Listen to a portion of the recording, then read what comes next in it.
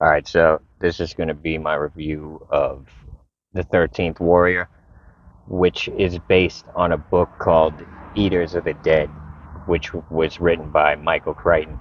And it's actually one of my favorite books ever. I've read it multiple times. Um, and I had purposely never even seen the movie because I love the book so much that I didn't want it interfering with my vision of the book. But I figured if I'm going to do a movie review, I need to watch the movie. So I watched the movie, and it's better than I was expecting it to be. I was actually expecting it kind of worse, but it's nothing compared to the book, to be honest. It'll give you it it leaves out a lot of the best parts of the book and a lot of the best lessons. So the premise is basically Michael Crichton, the guy who wrote Jurassic Park. He wrote The Andromeda Strain. He wrote Timeline. These are all movies that were made. He's a great writer. I love every book I've read from Michael Crichton. I've loved it. He's really good. So this, I think Eaters of the Dead might have been one of the first books he ever wrote. And the reason he wrote this book was he had a bet with a friend of his that Michael Crichton said he could write a version of Beowulf that people would believe was actually a historical document and believe it was real. I don't know if you're familiar with the story of Beowulf, but it's one of the oldest stories in our recorded history. It's about a Viking who saves this king from a beast named Grendel, and in the story, they never really explain what Grendel looks like, but you just assume he's a dragon.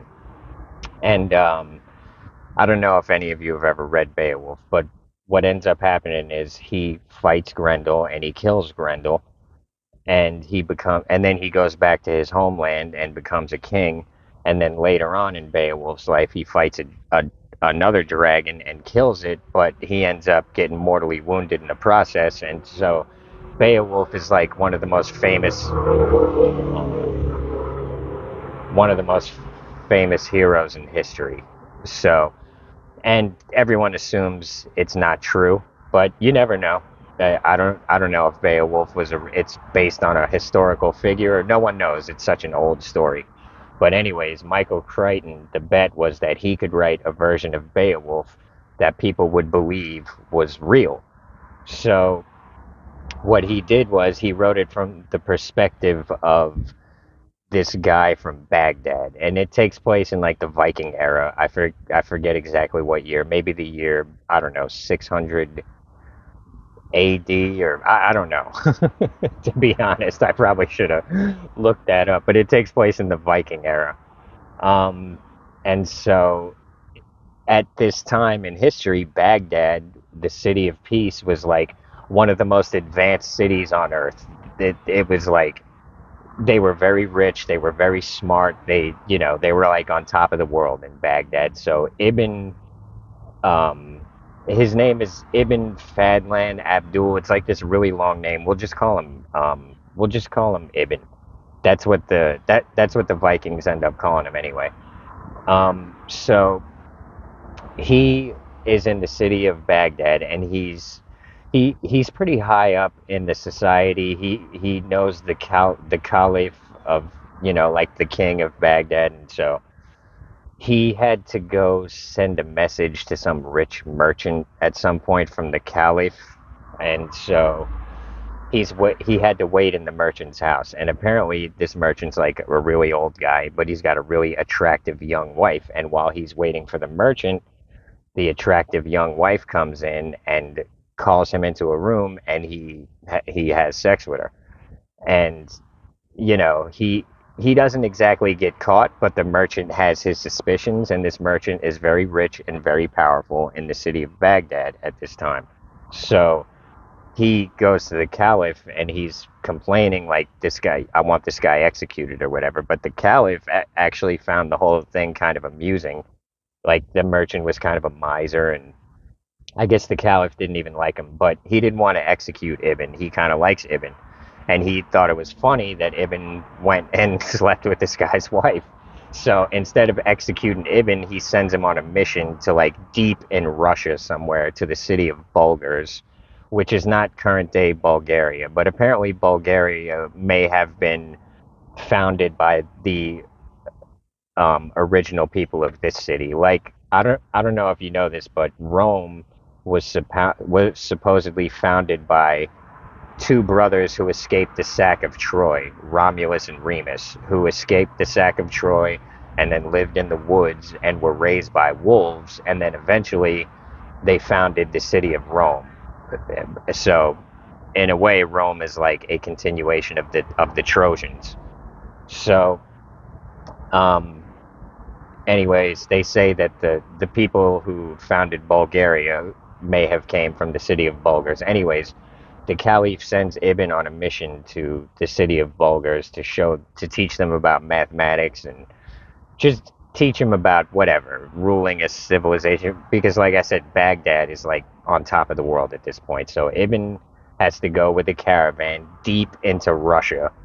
He does not want to do this, and so the book is written from his perspective as if he was just detailing his journey to the city of Bulgars. And so what happens is, as he's getting further north and he's meeting all these people and giving descriptions of them, he ends up running into a group of Vikings, and he finds them really interesting and everything, but he also finds them like very primitive and warlike and disgusting. Like he thinks they're cool and interesting, but he's like he doesn't really particularly want to be around them. But anyways, what happens is, um, while he's there staying with the Vikings, and at this time in history, you got to realize that people there were like laws of hospitality, which in the modern era we've been we're the most primitive, ignorant version of mankind that ever existed, in my opinion. I could be wrong. But back then, the laws of hospitality were like an important thing. So people considered hospitality like if someone came to your house looking for food and shelter, it's your job to treat them like a member of your family. It's expected. The laws of hospitality are ancient and sacred. So you know you it one of the biggest crimes against nature is to hurt your guest or take advantage of them or god forbid kill them for some reason. Once they've sheltered under your roof and eaten your food, you're bound by the laws of hospitality to treat them well. So the Vikings followed this. So they considered Ibn and the other Middle Eastern people to be like guests of theirs. So they were treating him well, feeding him well, and all this stuff. And but then while he's there, a boat pulls up the river. Now Vikings are called Vikings because the ancient word for river is Vik. So the Vikings would travel through the rivers and attack villages. The Vikings, the Vikings, the river travelers. Anyways, a boat pulls up on the river, and a young Viking stands on the shore, and he's standing there for like 9 hours or whatever. And Ibn is talking through an interpreter to the Vikings, and he's like, "Why is this young dude out there just standing outside of his boat for 9 hours?" And they said basically he's being polite because he wants to show that he's a real person and not a spirit or something. So, they believed in all kind of superstitious stuff and whatever. But anyways, eventually the kid comes ashore. Another thing that happens is the leader of this band of Vikings ends up dying of a sickness, and the Vikings believed that if you get sick, it's up to you to heal yourself. It's between you and God. It's between you and Odin. So a sick person, they would just leave him by himself. And whether he lived or died was between him and Odin. Anyways, their leader dies, and Bulavife, who is kind of, he's heading towards being the leader. He's like everyone kind of wants him to be the leader, but there's another guy who's a rival of his, and it's there's probably going to be a fight between him and Bulavife to take over this band of Vikings. Um, and so But what happens is this kid comes ashore and says, "My father, the king Hrothgar, is being attacked by the Grendel from Beowulf, Wendell." Um, so you don't know what the Wendell are, but you just know that the king Hrothgar and his kingdom are being attacked by the Wendell regularly. And the kid is asking for Bullavife because I guess the king knew his father or something, and he knew that he was going to grow up to be a great warrior or whatever. And so Bullavife sees this as like his duty to, someone's calling him for help and to be a hero, and that's his job, is to be a hero. So he's like, yeah, I'll come and I will fight the Wendell for you. And every Viking band has like this old crone, like a witch kind of, who is like a fortune teller and an advisor. So they ask the old crone, how should we go about doing this? And she says, you're going to need 12 other warriors to come with you, and one of them is not going to be a Northman. And so they, he, all his lieutenants and all his top guys who are loyal to Bulavife go with him. And then Ibn gets picked to go because he's not a Northman. And the 13th is like, it's like a lucky number to them. 13. It's a magical number. Has to do with the cycles of the moon and shit. So Ibn's like, I'm not a warrior. I think he was a poet in Baghdad. He's like, I'm not a warrior. I'm a poet. He's like, I can't go with you. And they're like, you're coming with us or you're gonna die. Like, you're the odd one out. You're the 13th. You're the magic number. You're coming with us. We need you for luck. And he's like, so he has no choice. He has to go with them.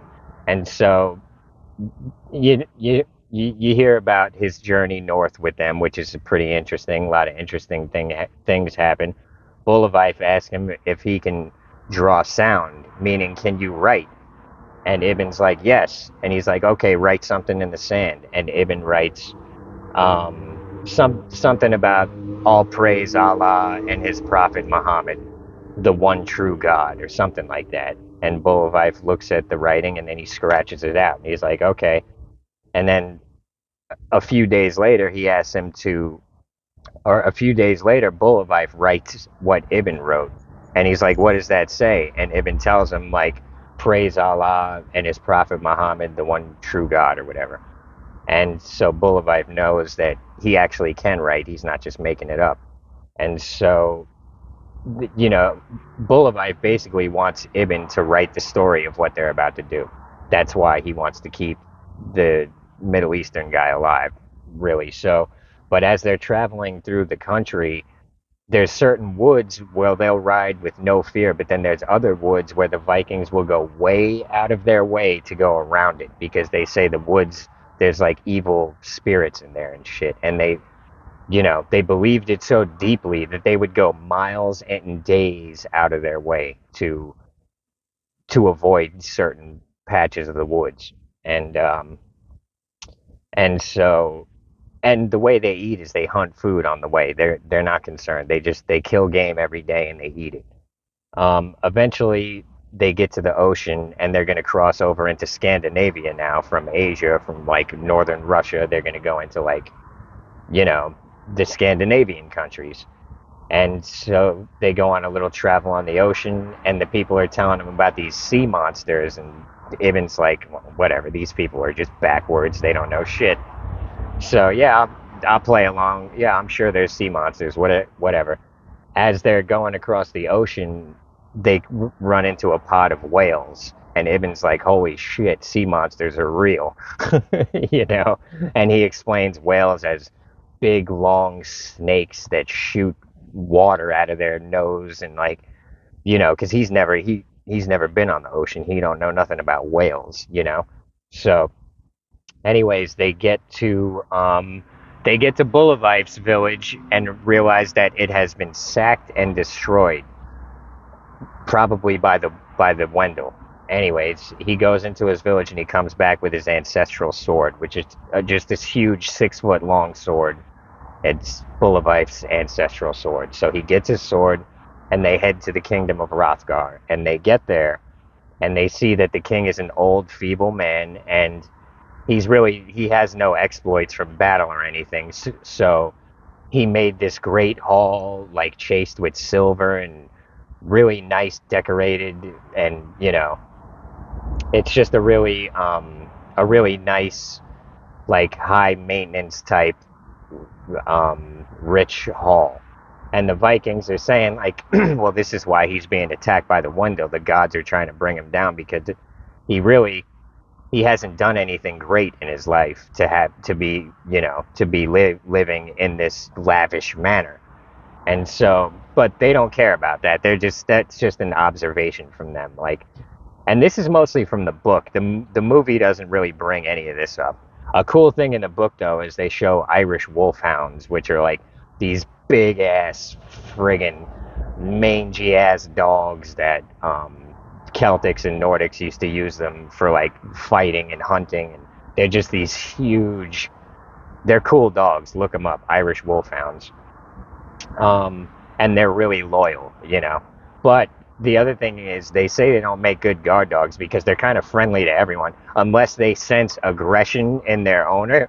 And it's like when they sense aggression in their owner, they turn aggressive towards. You know what I'm saying? It's like they sense the aggression in the air, and they just pick up the mood of their people. You know what I mean? That's another reason why these dogs are so cool. Um, but in the movie, you see like this Irish wolfhound that's hanging out with Bullivife a lot. But yeah, like most of the information I'm given is from the book. They skip over a lot of this in the movie. But so he gets there, and the story going around is that King Hrothgar's son has killed all his brothers because he wants to inherit the hall and the money and the power. So apparently, King Hrothgar's son is a sneaky little nasty little snake person who nobody really likes him. So, anyways, they get to Rothgar's Hall, and they got free range of the place. They're having a feast. They can bang out any serving wenches or slave girls that they want, and so they're partying. They're having, they're making love to all the pretty girls. They're eating. They're drinking, and the reason they're doing it is because Rothgar's crone, like their witch, said there's another thing is the Wendell only attack when there's mist. If it's a misty night, the Wendell attack. So um, the crone said there was going to be no mist tonight, so they knew that the Wendell weren't coming. So they just party that night, and the next night they're um, they hear that the mist is coming, so they don't drink, they don't party. But what happens is when they do go to sleep, Ibn says that the Vikings are all just pretending to be asleep because you can see them laying there with their eyes open. They're just laying in the hall. This is where they sleep. And Ibn said he did fall asleep, but then he gets woken up by what sounded like a pig snorting. And he notices that there's these like man-shaped creatures surrounding the hall, but they're snorting like pigs and grunting and making animalistic sounds. And next thing he knows, they attack the hall. And Ibn is like shitting his pants. He's never been in like a mortal fight before. He's probably never been in a fight at all. So he's scared out of his wits. But the Vikings, they this is what they do. They when there's no enemy to fight, they're fighting each other. Usually not to the death, but sometimes. So the Vikings live for this shit. Dying in battle is the highest honor for our ancestors. This is why they teach us the opposite now. They don't want us to be tough. They don't want us to be strong. They don't want us to see that how honorable it is to die in defense of your people. It is the highest honor. And so the Vikings believe that if you die fighting the enemy and defending your people, you go to Valhalla, which is their version of heaven. And in Valhalla, every day, everyone in Valhalla fights a war. And every night, the dead resurrect and they party and they feast and they bang out hot chicks. So Valhalla is basically war by day and sex by night, and that's heaven. And it sounds like heaven to me. So, all the dead rise and they all party together every night, but the next day they go to war again. And it's like, you know, that's Valhalla. So all Vikings want to go to Valhalla. Like a death in battle is the way they want to die. They say dying of old age is a cow's death. It's a cowherd, coward. They don't particularly look down on it. They see it as like misfortune. If you never got the opportunity to die in battle, that sucks for you. That's how they see it. It's like you end up dying like a cow in his straw bed. It's a cow's death, just dying of old age. That's how they saw it. And I kind of see it the same way too, to be honest. Um, so it's not, they don't particularly look down on someone who dies of old age, but they do see it as like an unfortunate thing for him because he doesn't get to go to Valhalla. So, um, well, supposedly, the Valkyries pick who goes to Valhalla, so you never know. But one sure way to get in is to die fighting bravely and defending your people. You know what I mean? That's one surefire way that you're going to get into Valhalla. If you please Odin with your bravery and your strength and sacrifice. So, so the Vikings, they're not scared. They an opportunity to die in battle is a plus for them. So, anyways, they have the first battle with the Wendell, and no one even really sees what they look like, not clearly, because it's a battle, it's a hectic scene, and it happens in this hall. Anyways, the Vikings lose a few people, but the Wendell take their dead and they leave. They never leave their dead behind. Now, the second battle, this is going to happen outside the hall, and so the Vikings set up fortifications. They dig ditches. They put stakes in the ground so the horses can't get through. Um, but what happens is while they're setting up the fortifications, Ibn finds out from one of them that the king's son is plotting against them and is gonna try to have them killed. So Ibn tells Bulabaif, and Bulabaif is like, okay. And the king's son is always hanging out with this other huge red-headed warrior. And so Bulabaif says, okay, I see what their plan is. They're going to wait till we kill all the enemies, and then they're going to kill us and take over. He's like, all right. So he tells Herger. Herger is Ibn's interpreter. He's a young Viking warrior who actually knows some Latin. So the whole time Herger is with Ibn explaining things to him, unless he doesn't feel like explaining it, and he's like, you're a fool of an Arab, and I don't feel like explaining that. But most of the time, he's cool to Ibn, and he explains everything to him. So when Ibn explains to Bulabaif and Herger that the son and his generals are planning on killing them after if they survive the battles with the Wendell, and Bullivife is like, all right, we got a plan of our own. So he has Herger go over and start digging by the red-headed warrior. And Herger is purposely flinging dirt onto the red-headed warrior. And this is one of my favorite parts of the book. The guy's like, hey, watch where you're flinging the dirt. He's like getting annoyed. And Herger's like, oh, my apologies. And he keeps flinging dirt at him. And then the guy's like, yo, man, you dig like a dog. Like it's like an insult for the Vikings. And Herger's like, are you saying that I'm a dog? And the guy's like, no, I said you dig like a dog, like an animal, flinging dirt everywhere. And Herger's like, are you saying I'm an animal? And the guy's like, you're misinterpreting what I'm saying, but if you want to act hard, we can fight to the death right now. And Herger's like, okay, let's do that. So now when the Vikings have a duel to the death, this is how it works. They put an animal skin on the ground, and each guy has to keep one foot on it, and they have a sword fight. Each guy has 3 shields. Once one shield is broken, you got to get your next shield. If you run out of shields, you have no shield. So Herger is fighting the big red-headed warrior, and his shields kept getting broken. One after the other. 1, 2, 3. His shields are broken. And so Herger's sitting there, very exhausted, hunched over, breathing heavy. The guy comes in to finish him. Herger rolls around to the side and takes his head off. And the whole time, Ibn's like, oh my God, my favorite Viking is about to die, And he set this whole thing up, you know what I mean? But anyways, Herger was playing the dude and could have killed him at any moment. But the message he wanted to send to the king's son is basically anyone can calculate strength by sight, but we're not just strong, we're smart, and you cannot calculate that by sight. So think twice before you fuck with us. You know what I'm saying? That's what he's saying basically. And that's true of the Vikings. They didn't just value strength, they valued intelligence and cleverness, and especially someone who could think in battle, someone who could think clearly when people are getting killed and limbs chopped off and heads chopped off all around him.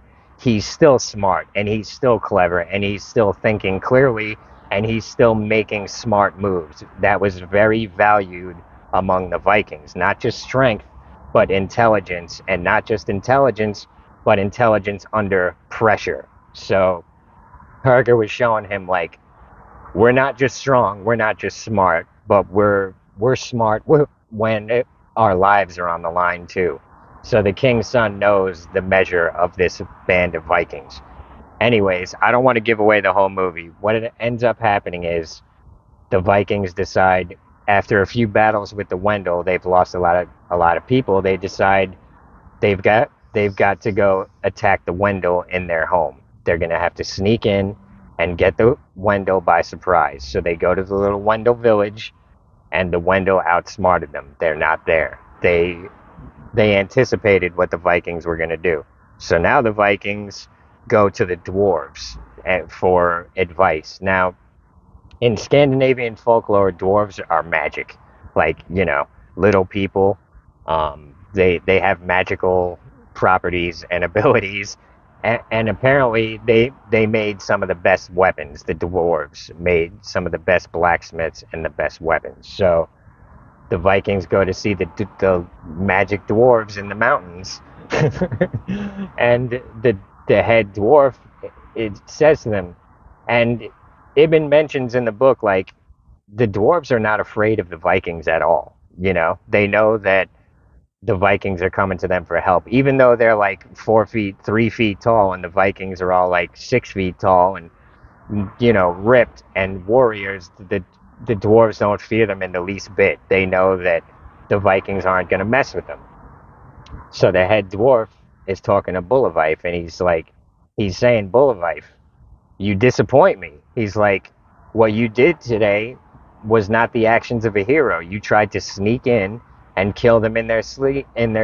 That's not what a hero does. That's what a regular man does. He's like, you are a hero, so you have to do things that regular men could never do. And Bullavife is agreeing with him. And he's like, yeah, I am kind of ashamed of that. You're right. And so the dwarf says, what you need to do now is sneak into the caves of thunder. This is where the Wendell live, and you've got to kill the mother. Once you kill the mother, they have no intelligence behind them. It's like taking the head off a snake. So Bullavife says, all right. And the dwarf tells him how to get into the caves of thunder. There's a sea entrance, there's a land entrance, and there's a sea entrance.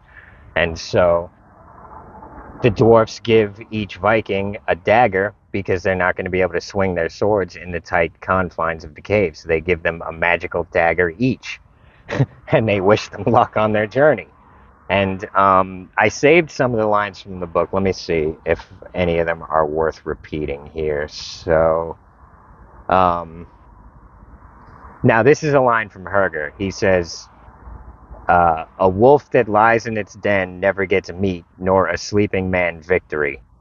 Um, and now this is from the dwarf when he's talking to Bullavife. He says, a hero's great challenge is in the heart, not in the adversary. Meaning, no external enemy can hurt you. It's how you feel. If you feel like you are the hero and you're going to do heroic things, guess what? You're going to do heroic things. So he's saying to Bullavife, basically, don't sneak around trying to kill them in their sleep. Go at them face first like a hero does, because, the hero's true adversary is within.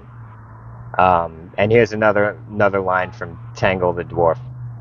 You have done the work of a mere man, not a proper hero. A hero does what no man dares to undertake. And Bullavife says, when the dwarf is telling him, like, you got to go attack them in their cave, in the Thunder Cave, Bullivif says, when should we do this thing?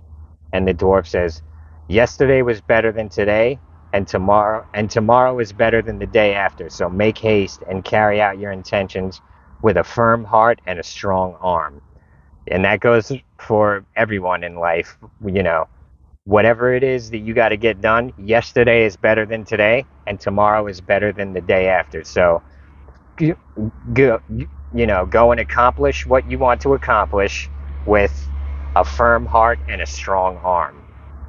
Okay, now at this part, I did this line. I wanted to copy it out of the book because this whole scene is just so great in the book. In the book, they don't even have this part in the movie. But so now to attack the Wendell, they've got to climb down a 400-foot cliff and then swim through the ocean into the ocean entrance to the cave. And as it turns out, Ibn is afraid of heights, and he realizes, also another gift the dwarfs gave the Vikings was sealskin ropes.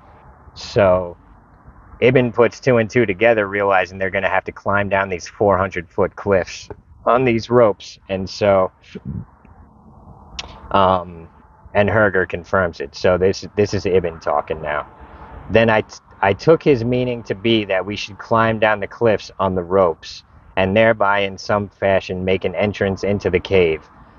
I was much frightened at this prospect, for never have I liked to be exposed upon high places. He's afraid of heights. Even high buildings in the city of peace, Baghdad, have I avoided. I said as much. Herger said to me, be thankful, for you are fortunate. I inquired the source of my fortune.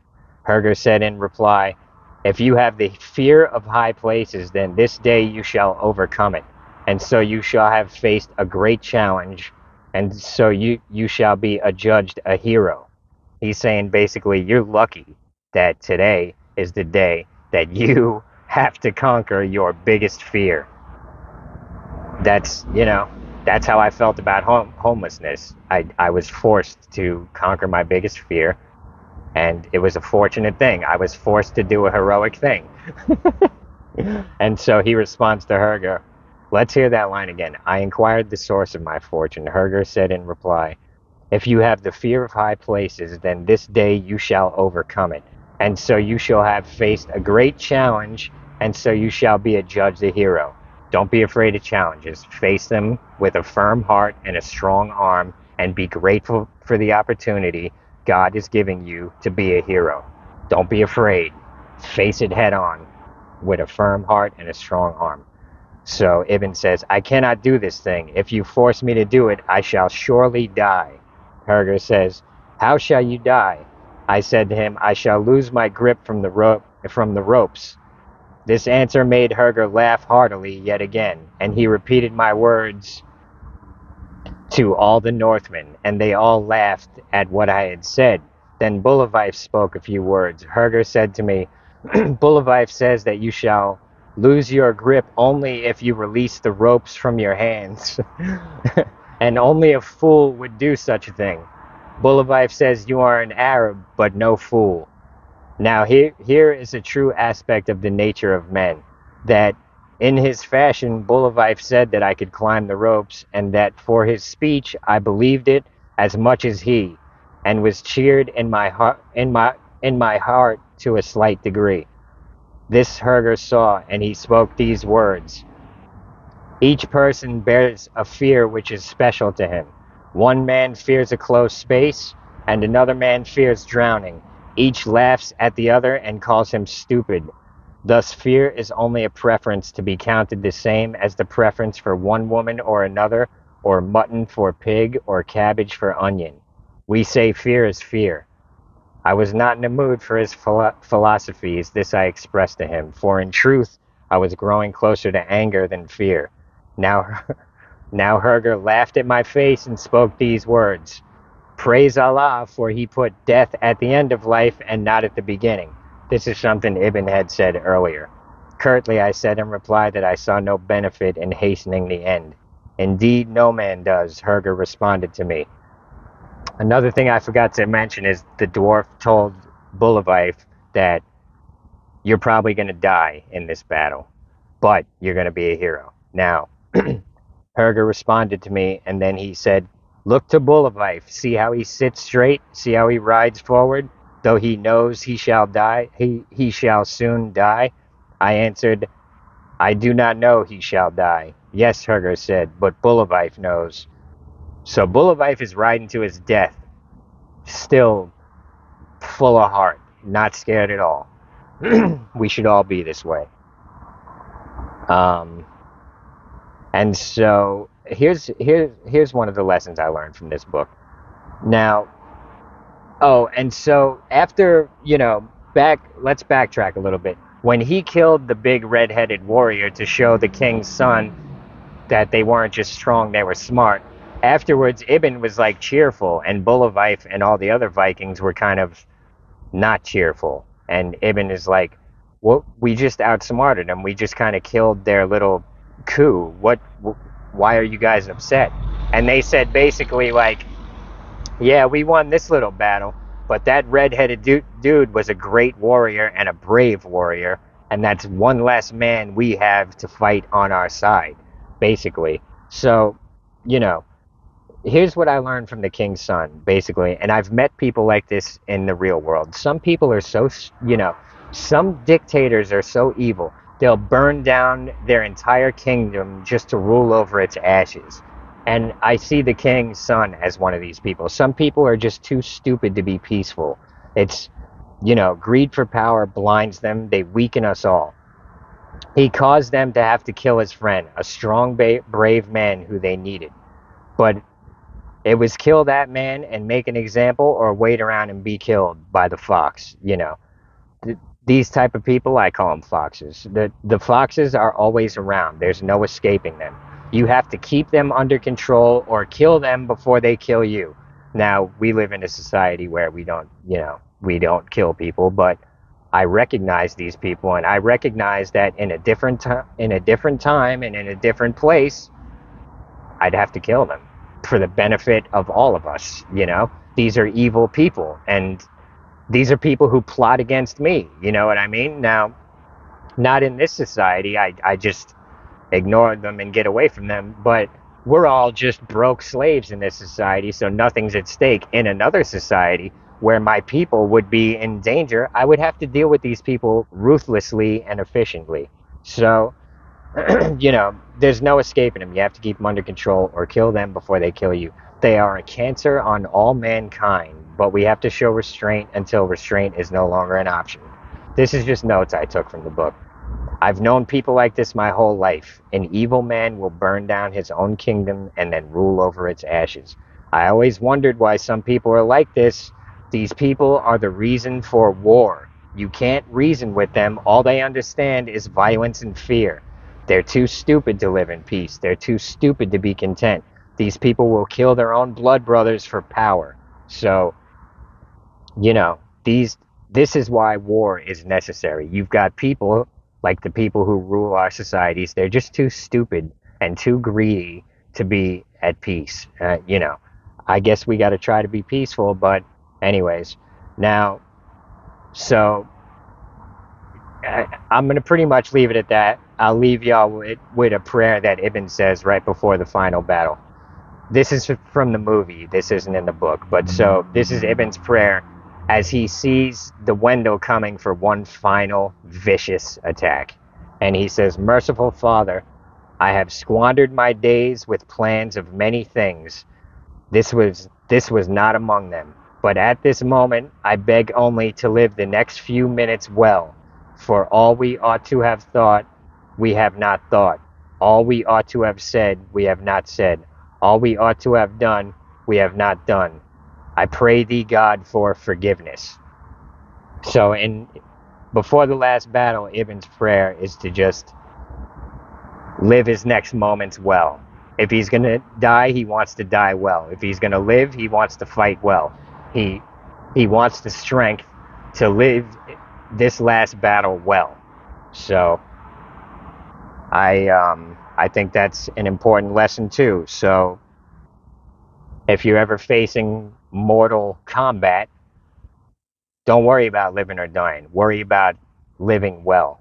And you know what? Even in our everyday life, live well. Don't waste your days planning and doing nothing. Don't waste your days hiding from challenges and obstacles. Face them with a firm heart and a strong arm, just like the dwarf told Bulavife. And Bulavife, knowing he was about to die, wasn't scared at all. He didn't know if it was how he was going to die, but he knew he was going to die. And he rode straight in his saddle, full strength, full heart, not scared at all, ready to face whatever was coming. So we all have the capacity to be heroes. In the modern world, they teach us the opposite. They teach us there's no God. They teach us to be afraid to die because there's nothing after this world and mankind has figured everything out. There's nothing to discover. None of that is true. Don't believe it. You have the capacity to be a great hero. You have the capacity to do great things. Don't don't let this modern society turn you into a mouse when in reality our ancestors are wolves. Modern man, they've turned us into a bunch of poodles, but you know what? That wolf blood is still there, and there are still wolves among us. So be strong, be brave, and always remember that God is with you. So I guess that's the end of this one. I'm gonna try to do the screenshots during the video instead of at the end. I'm going to see how that works. I recently learned how to edit in B-roll footage. Anyways, thanks for being here. I hope y'all learned some of the things that I learned from this book and this movie. I hope I conveyed it well. Um, I still suggest reading the book Eaters of the Dead. The movie, it's all right. It's good. It's entertaining. It's not anywhere near as profound as the book Eaters of the Dead. So one of my favorite books ever, and I suggest everybody read it. So everybody have a good one. Be strong, be brave, be like Bulavife, or Ibn for that matter. Ibn was strong and brave throughout the whole thing too. All of them were. Herger, all of them. Anyways, everybody have a good one. I appreciate every single one of you. I'll see you on the next one.